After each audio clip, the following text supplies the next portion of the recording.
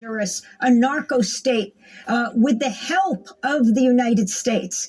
Camilo Bermudez, do people make that connection in Honduras? And how do they feel about the draconian immigrant response, the crackdown on people trying to cross the border, given what the U.S. has done in creating that situation? Well, I think that people do the connections about how this state of Honduras has become a narco state or a state run by criminals. But it's not that easy to make the connection about the U.S. Like now the U.S. The U.S. government has come as an heroic act of going after Juan Orlando, and it's difficult to read how this impacts on the public. We remember, several organizations remember that during the Juan Orlando regime, multiple social leaders were assassinated, multiple cases, vast cases of corruptions, vast cases of dispossession for indigenous lands, and well, it's of course known that the condemnation of Juan Orlando as head of an organized crime and drug trafficking structure is a step forward. However, we could not have done this without the support, or he could not have done this without the support of the private companies and financial institutions. And many people are wondering what are the investigations against that, what are the processes against that, what are the processes behind all the violence that has come to a result of people leaving Honduras.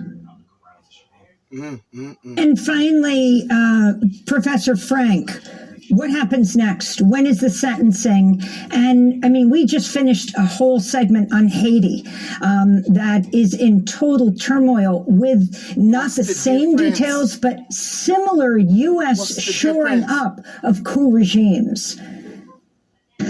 Well, but, exactly. I was thinking about the previous speaker and the phrase U.S. imperial machinations. This has been going on, well, of course, through all of 20th century Honduran history. That's right. But, what happens next is, he can appeal. Nobody thinks he's going to win on appeal.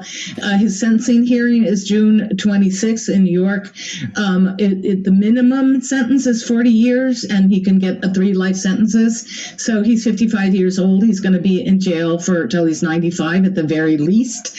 I guess in terms of what happens next, it's not the United States or the Biden administration that was wanting to get rid of Juan Orlando. It was the Southern District of New York that followed the money, followed the drugs, and did this. And Biden administration and Trump administration kicking and Obama administration kicking and screaming all the way. So, right now, Xiomara Castro, the president of Honduras, the center-left president who was elected by the biggest landslide in Honduran history, a little over 2 years ago, she faces tremendously devastated government and economy. They're making progress there, and it's incredible challenges that she and her government are facing, and they don't control the Congress. What is the United States going to do? They haven't said a peep. The State Department has not said a peep. And the ambassador, Dogu, who just loves to tweet out attacking the Honduran government, all she did was repeat what the Southern District of New York had said. The pattern in the last 2 years since Xiomara came into office is that the U.S. has been repeatedly trying to undermine her and to undermine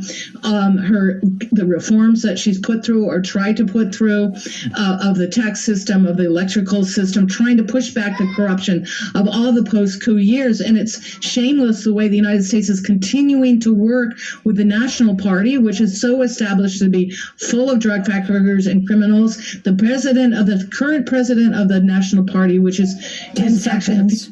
Justice. And so the U.S. has been supporting the National Party in every way it can and acting like it's an equal actor with Libre. So is the U.S. going to apologize? Is it going to pay reparations? Is it going to change its way? Is it going to acknowledge what it did? And we have to hold the United States government accountable, as the U.S. Congress has repeatedly tried to do. Dana Frank, I want to